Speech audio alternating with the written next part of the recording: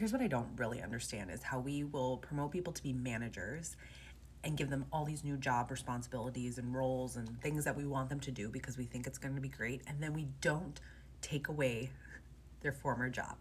So now they're doing two jobs. I'm Alex. I'm the CEO of a small company. I used to work at it and then I bought it, which is super cool. I now lead a team of 5. I manage a team of 15.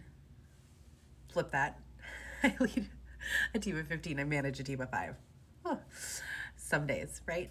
Anyway, here are some of the things that helped me as I transitioned from being a peer to a manager to the boss to the owner.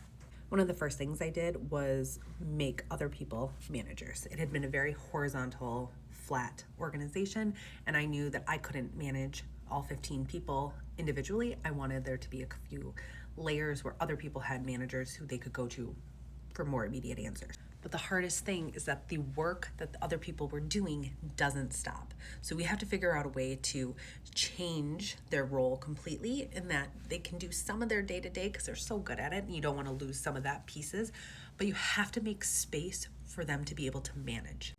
So if you are falling into this trap of being promoted, having a manager job, but still having to do all of the things that you did before, here's what you should be working with your manager, your leader on in order to avoid this. First, really identify what are the priorities of your current role. Like, what needs to happen when this is in? If the day-to-day work is totally backed up, is it jumping into that, or is it doing some of the manager stuff that you've also been tasked with? Having a clear priority list is going to be so helpful. And here's the hardest part. You have to learn to delegate, and you have to do it in a way that makes sense, right? If you are jumping in and doing everything for your team because you know how to do it, it's easier, it's faster, all those things, you're never going to teach them how to do it and what your expectations are for them to do it as well. Your job is no longer to do the work.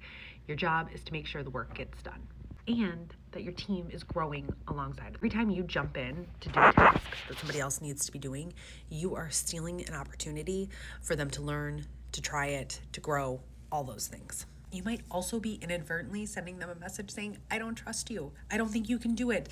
No one can do it as good as I can.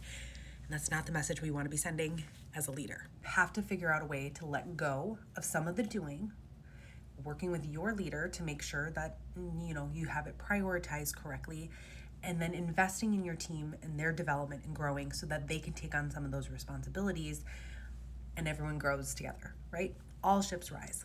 That's the goal. Not for you to do 2 jobs.